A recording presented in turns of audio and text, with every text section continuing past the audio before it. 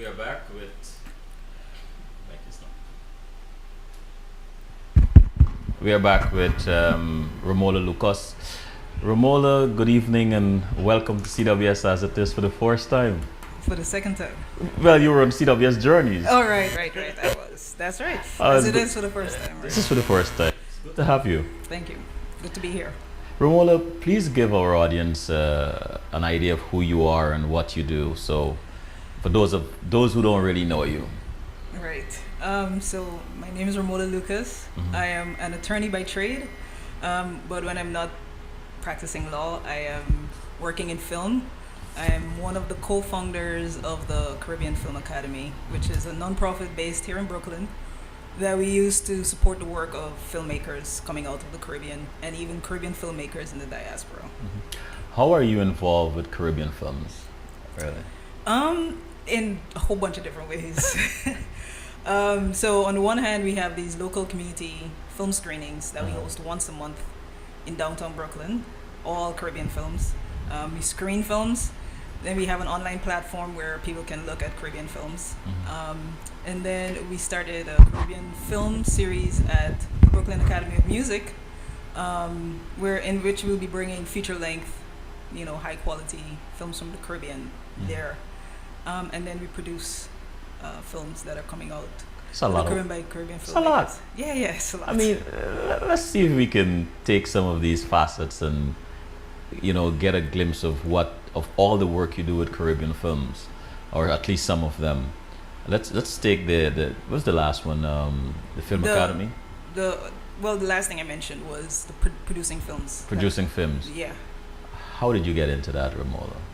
Well, my business partner is a cinematographer. Oh. And with my business skills that I just have, wow. we thought the two of us working together, running a business, is similar to making a film. Like you need someone who has some business savvy to be a producer, and I have a cinematographer. So if we get people who write and direct, we have the above the line crew for a film. And so we've done that already a couple of times. We've collaborated with a Jamaican filmmaker, and we've shot 2 of his scripts into films. One we have available, one is completely done. Then we have. Is this available. Wayne? Wayne, yes. My previous guest. Yes, okay. Wayne, exactly. And the second one is still in post-production, so we're still working on it. But then out of that, we developed what we call the Caribbean Film Project, which is a project through which we ran a script competition in some select Caribbean countries. Grenada, Guyana, St. Kitts, Dominica, and then we counted the entire Caribbean diaspora as a country. Mm-hmm. And we asked people to submit scripts. And the winning script, we're winning scripts from, and we ended up picking 3 scripts that won. We're basically running them through a rigorous process, and then we're going to produce them. So first part is for each of the writers to be paired with a writing coach to workshop the script, make it better.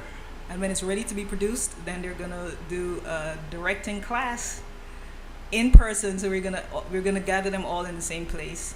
And our winners were from Guyana, St. Kitts, and Canada. Yeah, Kojo McPherson from Guyana. Yes, Kojo is a winner, and the other one is Cleon John from St. Kitts, and the third winner is Karen Chapman, who is in Canada, but she actually has Guyanese roots. So we ended up, incidentally getting 2 Guyanese. Why such a rigorous process? Because for us, in terms of film, our focus is on emerging filmmakers and developing the storytelling talent. There are cinematographers and there are producers and there are all those other people that are out there and they're getting training in other places. But we think that it's important to focus on getting the story right. Mm-hmm. And which is what the writing coaches are doing. And then directing wise, the director is a visual storyteller. So again, it's for us, the writing and directing are the 2 most important components. Mm-hmm. And so that's what we're focusing on with this project. So we're going to do that, and then once that's done, then we're going to produce the films. So hopefully by next year, about this time, we'll have 3 films that we produced, and then we'll start again. And run the when you first got into this arena, did you go into it knowing that you would get into all these different areas, or you went, well, why don't you tell me, why did you get into it? So I got into it because I was here living in Brooklyn. I knew that films were being made, and I just had a desire to see people like myself on screen, telling stories that I can connect. I was tired of going to the movie theaters and looking at Hollywood films, and none, they're entertainment, but there's no connection. And so I started to question: are there films being made in the Caribbean? Who's making them? What do they look like? Can I, it would be great for me to see somebody with a Guyanese accent on screen telling, acting and stuff like that. And so that's how it started.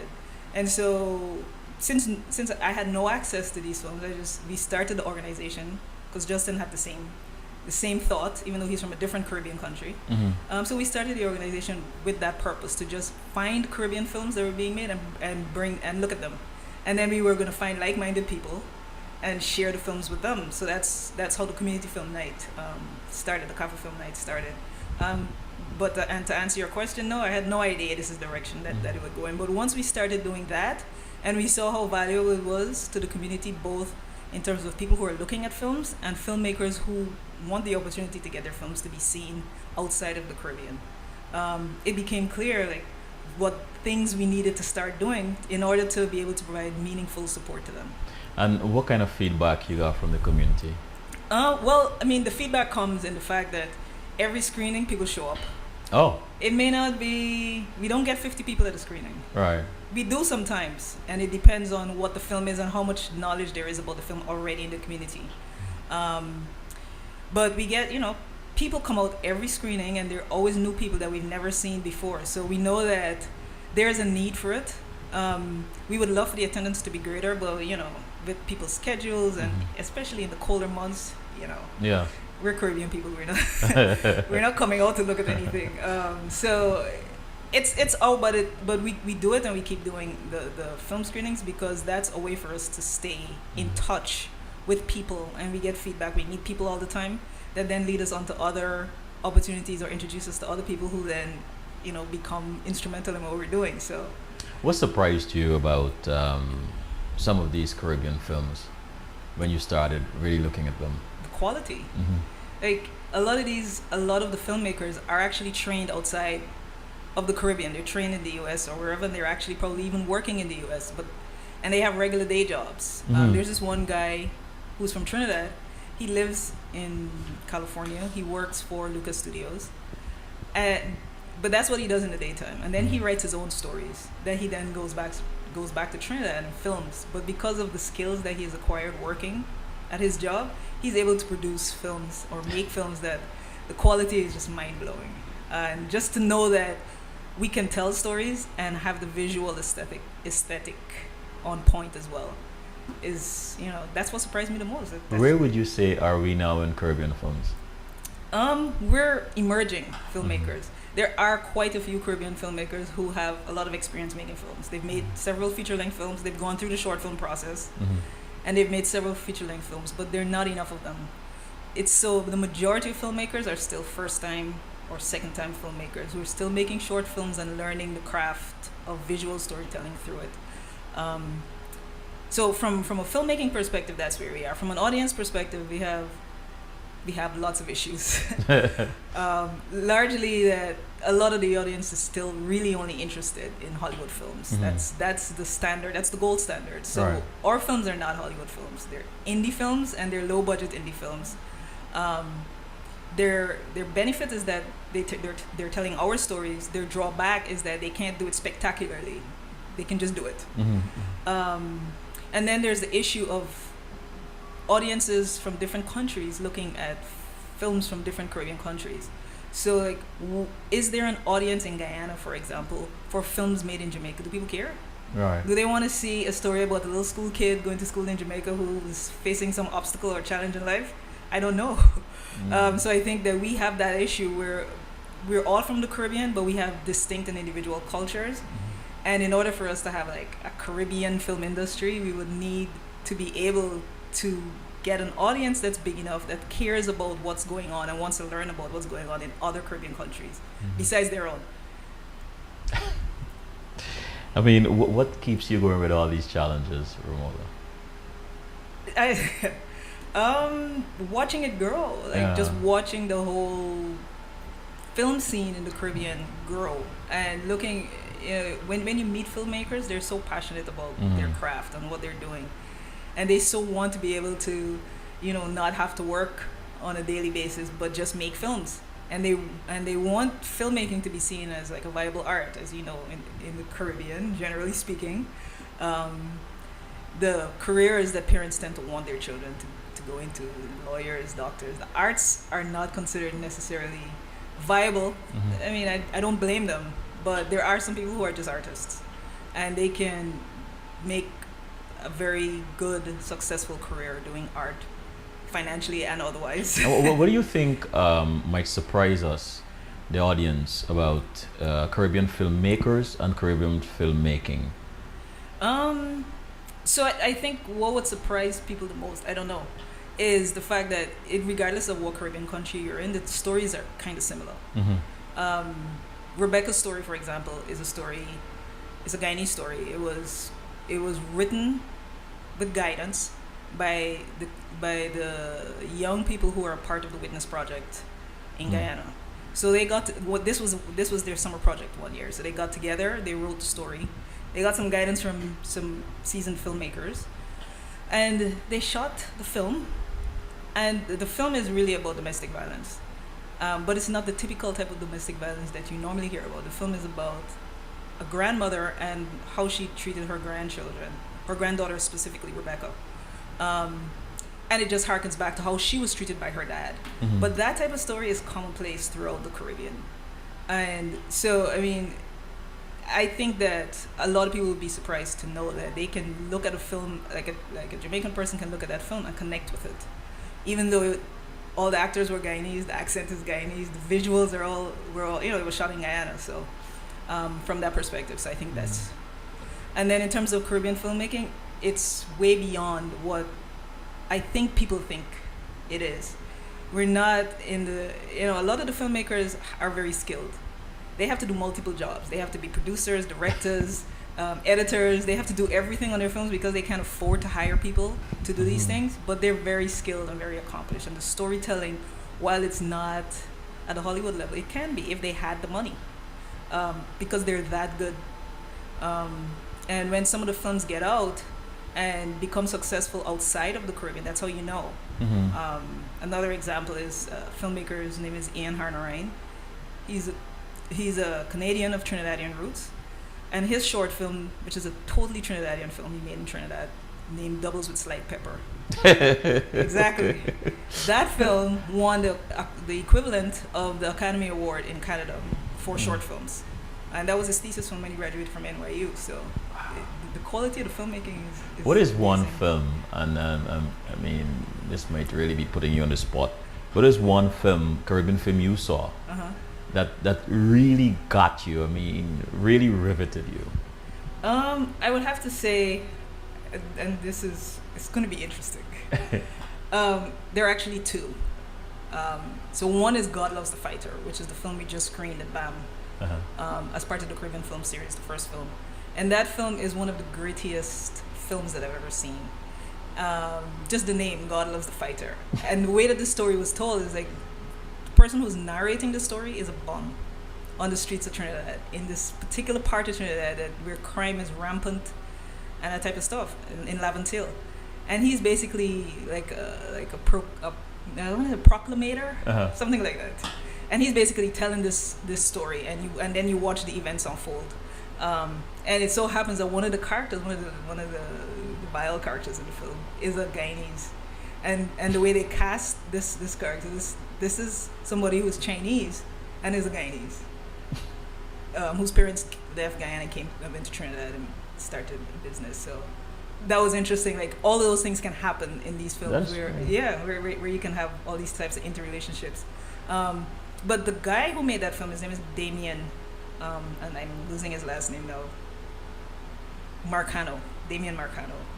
He basically says, in the Q&A, he basically said, I'm not a filmmaker, I'm a painter. That's what I do with my time. And I just so happened one day to decide that I wanted to make a film.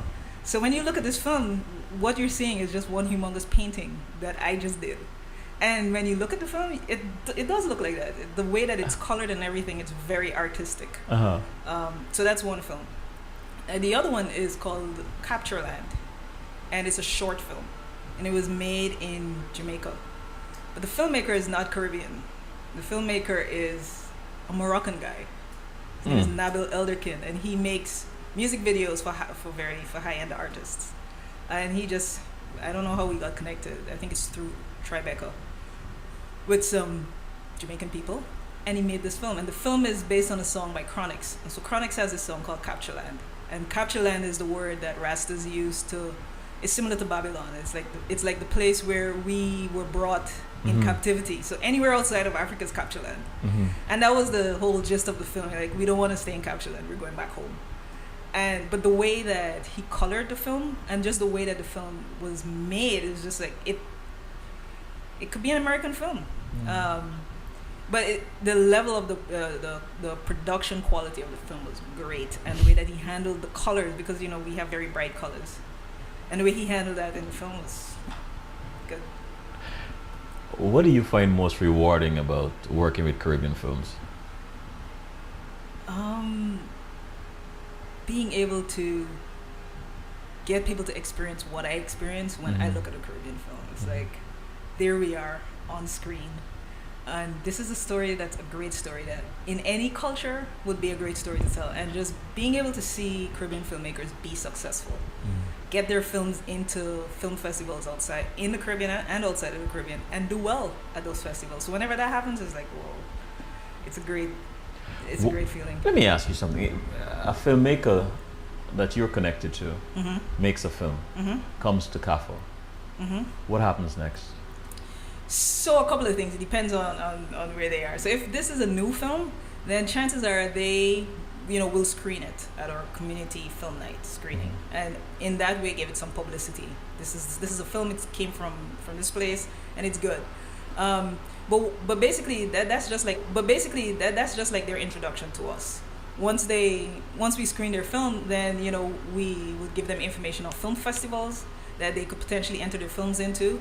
If they allow us to distribute their film, then we are able to, through partnerships with other organizations, non-Caribbean organizations that are looking for Caribbean content, we're able to help program, we're able to help program non-Caribbean events and, give advice to those organizations in terms of what Caribbean films are good and suggest films to them. So we're able to do that with their films.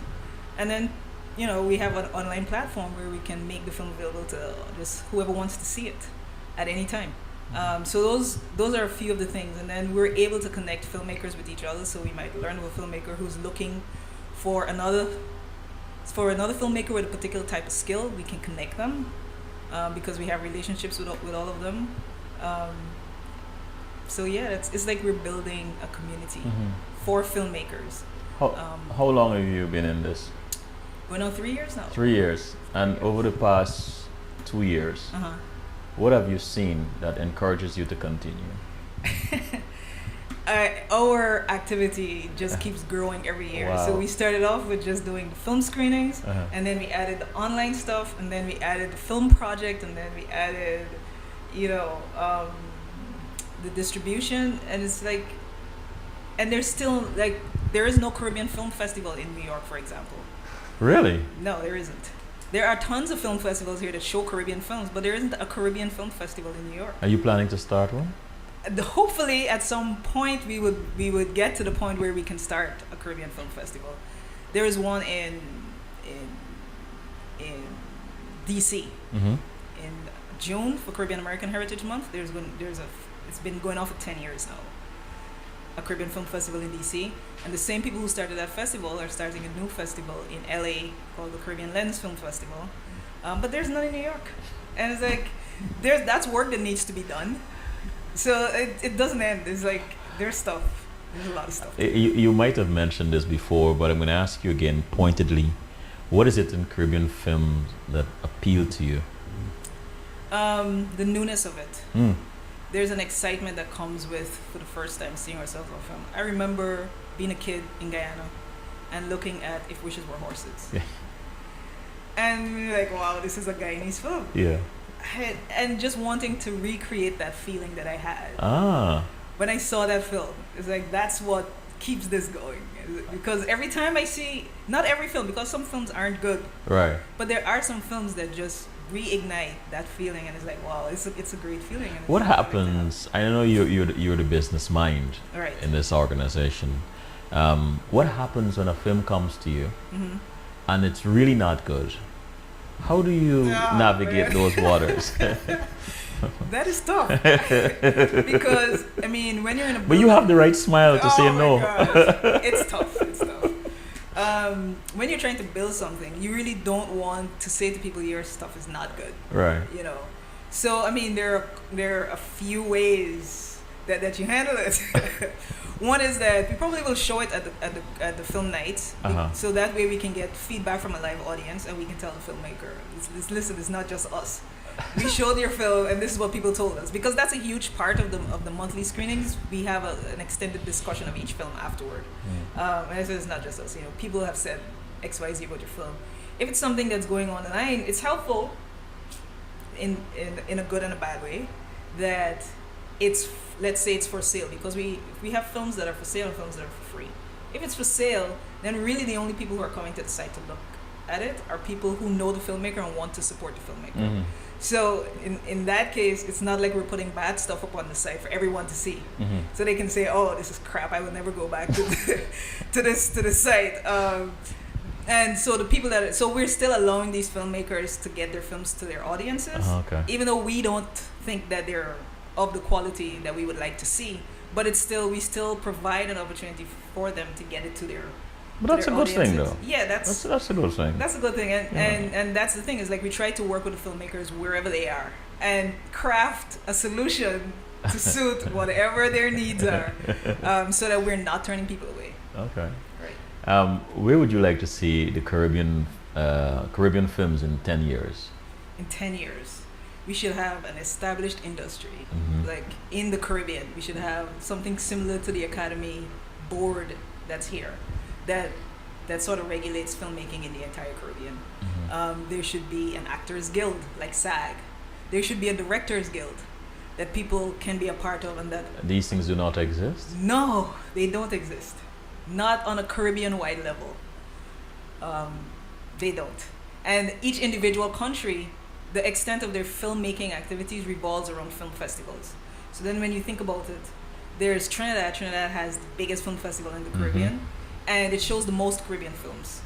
Jamaica is having a film festival of its own, like the government, for the first time this year. The Bahamas has a film festival, but it's an international film festival, so they really show European and American films, Mhm. and then there's a small segment of Caribbean films. Same for Bermuda. And then there's Belize. Belize also has a Caribbean film festival. They show mostly Caribbean films. But that's the extent of... What about Guyana? Guyana doesn't have a film festival. Guyana does not have a film Guyana festival. does not have a film festival, not that I'm aware of. Mm. And I know that a few years ago, the government sponsored the making of about 8 short films, Mhm. which I saw when they came to New York. And it would be great to see more films coming out of Guyana, which is why I'm glad we had a winner, now maybe 2, from Guyana, Right. so that we can actually contribute to there being some film coming out of Guyana. But there's nothing there. There's nothing really going on in Suriname in terms of film industry. Mhm. Neither French Guyana. So and I look at that and I'm like, well, you know, why isn't there a festival of the Guyanas? You're onto something. Yeah, why can't Guyana, Suriname, and French Guyana have a combined film festival?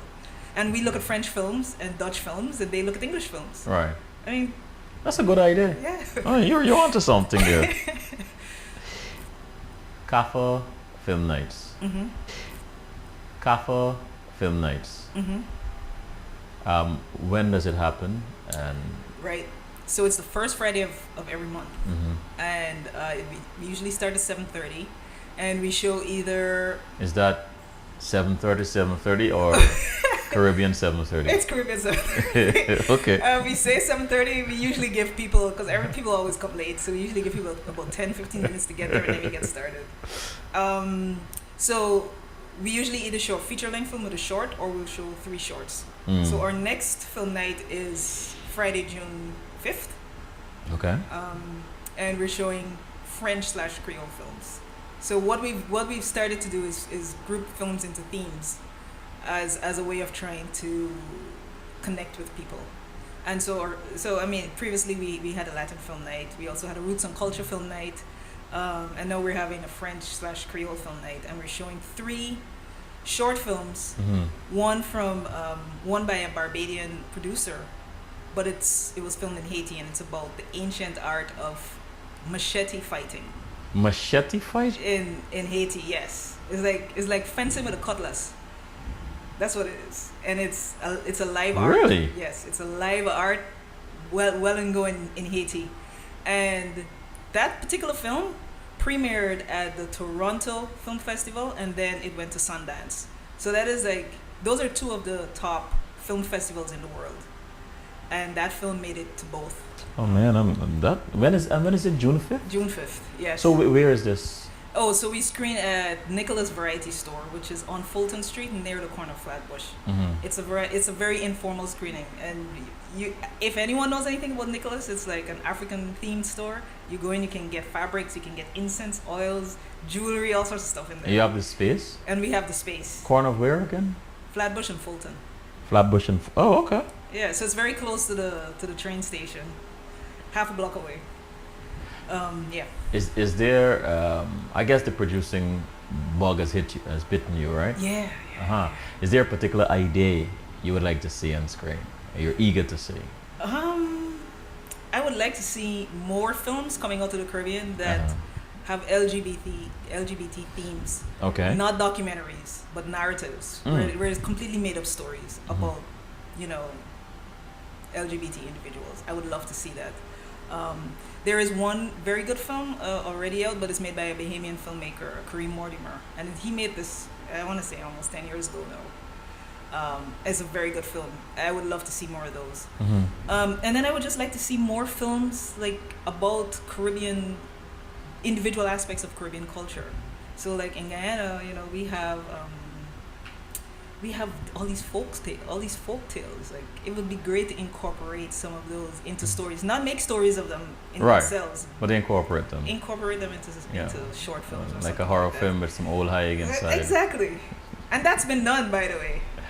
In Antigua, there are a couple of Antiguan filmmakers, Howard and Mitzi Allen. They made a film named The Skin, which is about the old hag. In Antigua, they call it Sukunya. Right. We call her old hag, but that's what they made the film about. But it's good. It's very good. You can get a copy at Nicholas as well. Oh, really? They're selling the DVDs there. It's very good. I like the plugs. It's okay. Shameless. So, what is the address for your online?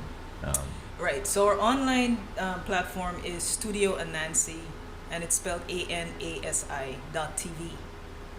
And we chose, there's a thing behind that. Anansi is the master storyteller. Right. Studio Anansi. Studio Anansi.tv. .tv. Yes. And anytime you can go there. Yes, online. We have a button at the top called the film catalog. Just click on that, and you'll see all the films that are on the site. Some are paid. Some are paid, and when they're paid, if it's a short film, it's about $3.99. It's not bad. To view it, no. And then there are others that are free. If it's a feature, it's about $7.99. It's not bad. No, it's not bad. Okay.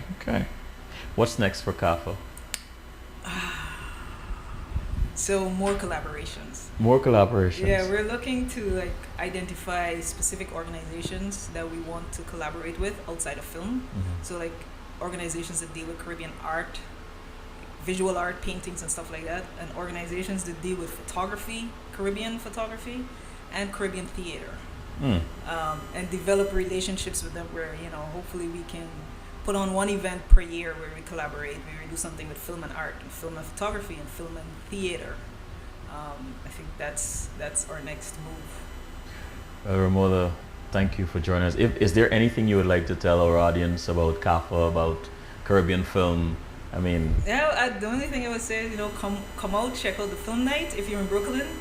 Meet us, say hi, and then, if you're interested in Caribbean films, we're the place to be. And again, it's Studios Anansi. StudioAnansi.tv online, and then just generally, our general website is caribbeanfilm.org. Thank you. Thank you. Good night. Good night.